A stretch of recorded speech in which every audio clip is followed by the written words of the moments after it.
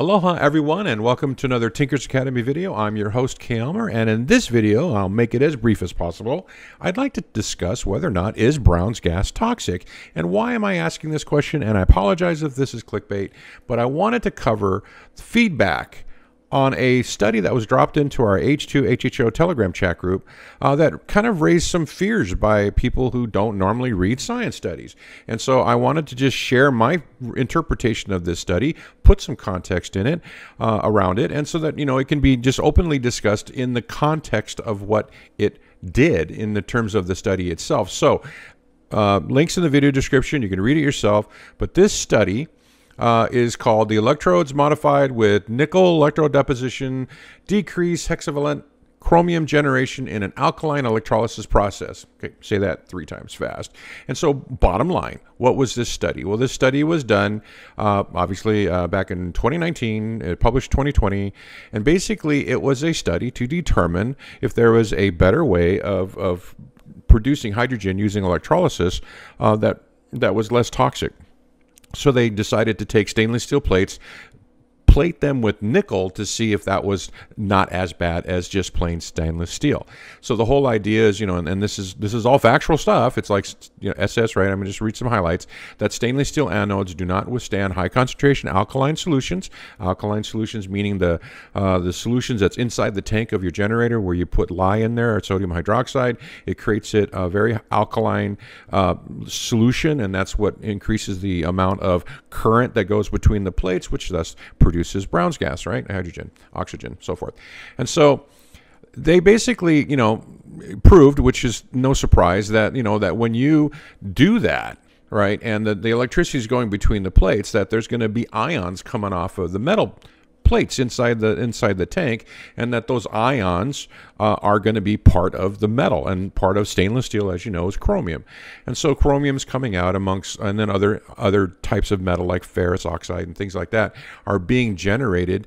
And so it's kind of like what they did say, and this is interesting, was that if it's up to 1.6 volts across the plates, it can generate anything over 1.6, and it starts actually generating hazardous hexavalent chromium, or Cr6+, okay, at the anode of the 2 different plates. You got the cathode and the anode, right? So the whole point of this was, it says, hey, you run these things, it's going to generate chromium.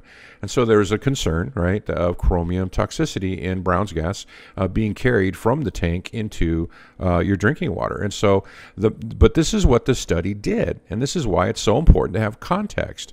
Now, it just says the performance curve after 70 hours of operation with the nickel-plated electrodes showed an overpotential at 0.5 volts and at 10 amps compared to stainless steel electrodes. Chromium was detected in the electrolyte and bubbler water of the system.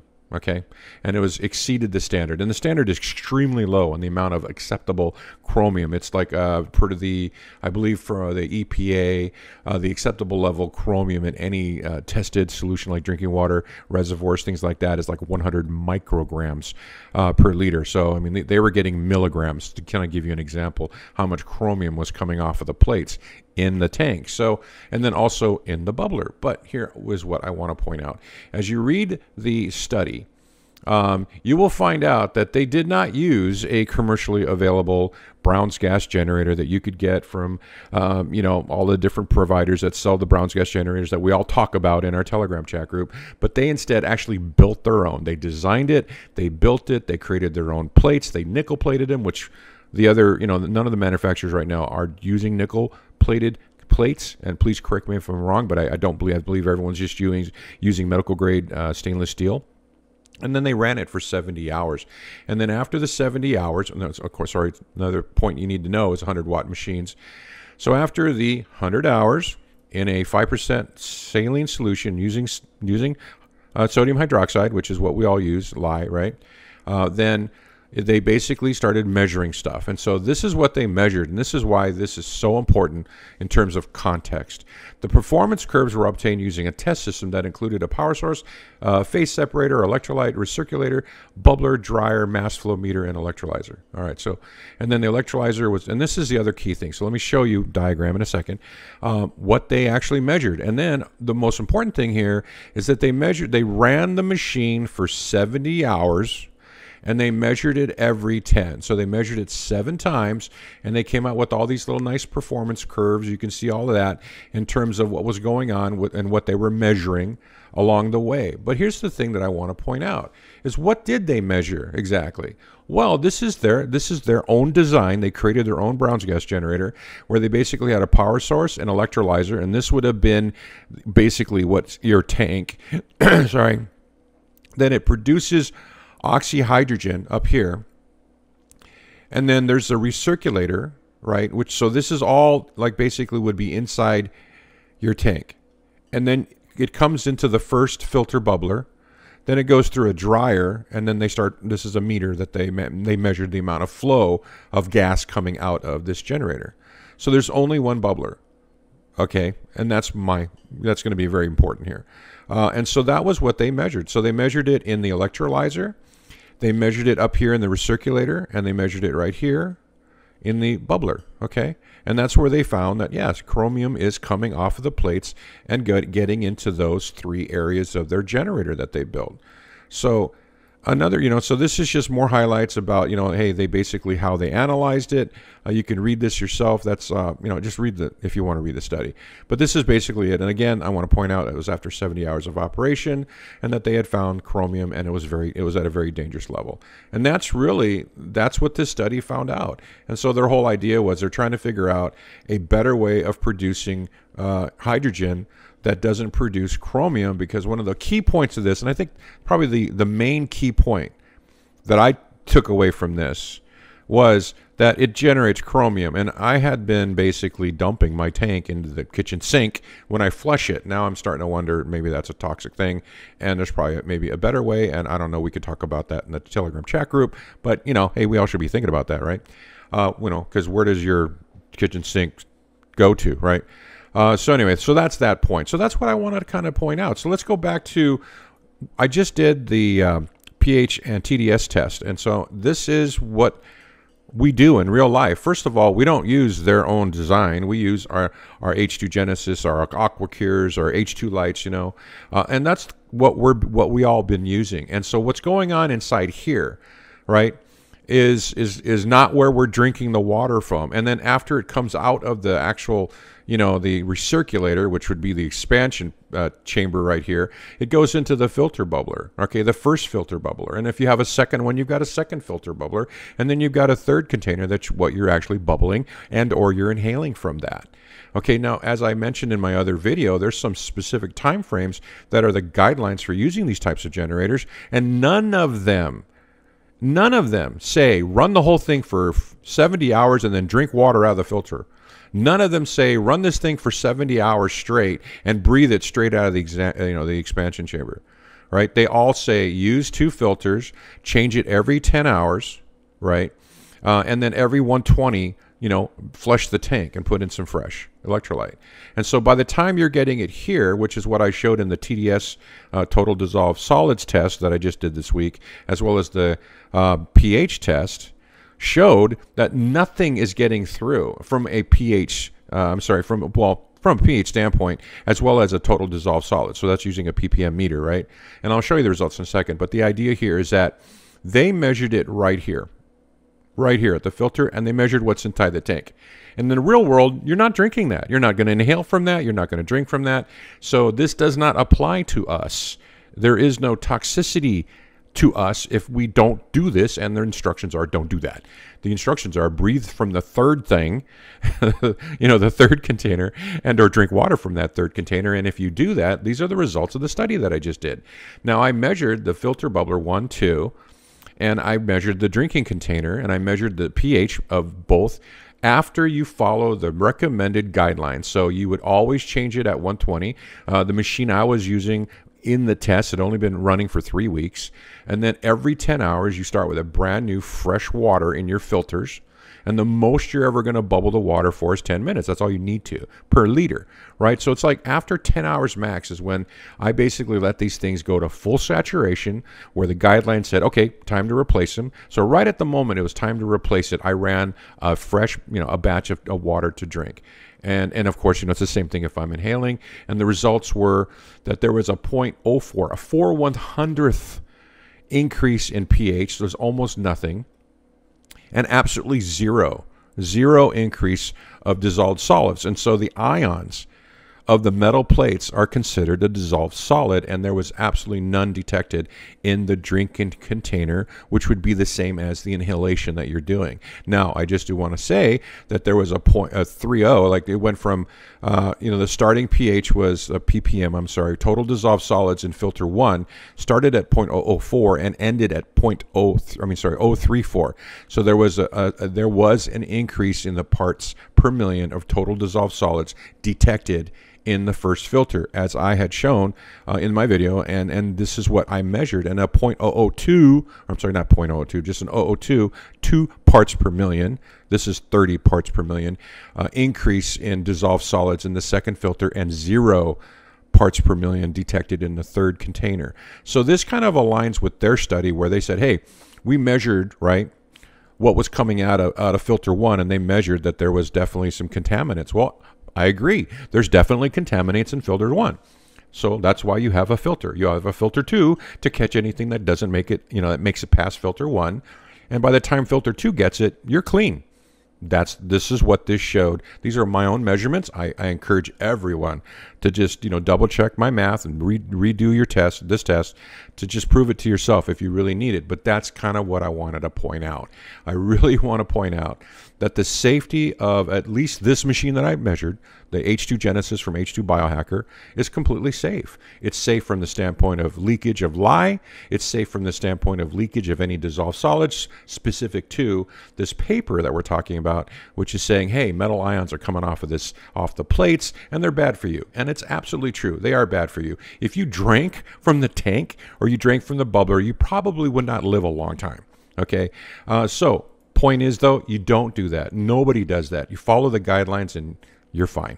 That's the entire point of, is Brown's gas toxic in the context of chromium seepage into the recirculator and into the bubbler filter? Yeah, there's definitely toxicity of these areas of the generator, but that's not where you drink from. That's not where you inhale from. That's the point I made. And so I just wanted to say, and then I did put it, I just was really worried about this because people were interpreting a pH test that someone had done, and they were interpreting this study from the standpoint of, hey, there's something to worry about. It's dangerous. And I do apologize to this one individual who posted a comment about that in the spooky chat, and I jumped in and I with no disrespect, and I do apologize if it came off wrong, but I just simply wanted to put that statement in context when he expressed his opinion that it was dangerous. Or no, I wouldn't even say that. He didn't use that word. I'm sorry, but it's just so you should watch out for it, right? That's that was his opinion, and I agree. You should watch out for it. But in context, is it toxic? No, it's not. You don't drink that. You would never drink that. It's not toxic in this context. And I did compare it to something, and I want to point out, that I compared it to, hey, it's not any worse. It's definitely not worse than being on the freeway. And I kind of want to point out why I said that, because I'm asthmatic, and so I'm very up to date on like what's the problems with asthmatics. And one of the things about if you go to the American Lung Association website, they talk about how bad it is to be on the freeway. And it's basically true that, breathing inhalation on a Brown's gas generator, an H2 generator, if you follow the directions of the manufacturer and you make sure that you keep your filters clean, you flush regularly, right? You are actually getting, and the safety level is very high compared to if you're driving on the freeway. Bottom line is, I don't know if you know this, but studies have found increase in premature death from people living near highways and urban roads. They found increase in heart attacks because of all of the fumes and all of the pollution that comes off of driving on the freeway. That was my comparison, and that was, again, another level of context that I'm trying to put towards this argument about whether or not Brown's gas is toxic. And so that's what I wanted to state. So that's kind of my clarification, my interpretation. Welcome comments. I welcome debate. That's what Telegram's for, and the comments in my video today. So there you go. And I want to just say thank you. Now, okay, last thing I want to point out was that this is just one study, right? Are there other studies out there that talk about, the third bubbler, that kind of thing? And I got to tell you, I went looking, and you know what? When you go to Google Scholar and you're trying to find studies, And it's just, it's about how many hours of time do I have, and I don't have a lot. But I do want to point out that I did look. I did a cursory look about hydrogen production, electrolysis, and I went through and I just was reading all the titles. And I honestly, without spending a lot of time, it would be very difficult. So if anyone else have ever ran across a study specific to hydrogen production in an alkaline electrolysis process, please share it on Telegram. And let's keep talking about this, because we're all breathing in Brown's gas. And it's been very beneficial to the majority of people who have done it, doing, with the right dosage. And it's kind of like, it's so beneficial that I just I'm a very strong proponent of it, because I've been using it myself for 2 years, and it's really basically prevented me from ever having asthma issues, among other health benefits. So I'm really, really positive about it. But if you do know of any other studies, because I tried to find them, and there are so many hydrogen studies on there, but its approaches, it's like, it's nearly impossible to find unless I spend, a lot of hours that I just don't have, to find out, are there other studies that have studied this, and is there other opinions about it? So I want to state that, just want to be transparent and put a disclaimer out there that no, I did not go on a massive study hunt to find if there's anything else other than this study. I'm just pointing out this one study because that's what got put onto the chat group. And the other thing I want to point out too, that yeah, if you wanted to, you could take the water, right, in your filter, like, I mean, not the filter, you wouldn't bother. We already know that there's going to be chromium in here. But you could take the water right here, right, in the drinking container that I'm measuring. You guys could measure yourself. I'm measuring 0 parts per million of anything in there. There's like nothing in there that my meter's picking up, right? And you could easily go to tap score. It's just one. I mean, this is just random. Tap score measures. You can have your water tested, and they do have a Hexavalent, I hope that I'm pronouncing that correctly, Chromium water test. So if you've got $165 to blow, I don't, you can definitely send that water in and go have it tested to triple check whether or not, is there anything in there? And I welcome people to do that. And if you got $165 to blow, go ahead and please test it. Share the results with us, because honestly, I just don't have $165 to blow on this. So that's kind of where I'm at, and that's all I got to say. So, just thank you so much for bearing with me. I hope that this is educational and helpful to you. And again, I apologize to the individual, and you know who you are. I meant no disrespect. I just wanted to put some context around it, because I've been thinking a lot about it since that study was put out there, and I was thinking a lot about the whole pH thing as well, because I am an avid user, and it's important to my health because I'm inhaling it myself. So and so that's why my brain just went, hey, you know what? What's the context? And so that's kind of why I did these tests, and that's why I'm doing this video. I just really wanted to share that with everybody. So thank you again for paying any attention to me. If you want to know more about Brown's gas, I have a blog. It's called the Tinkers Academy. You can get their link below. And you can get there just by typing tinkers.academy in your URL window, and it'll pop over to my blog. I do have a page on my blog dedicated to Brown's gas. I've been using Brown's gas for well over 2 years.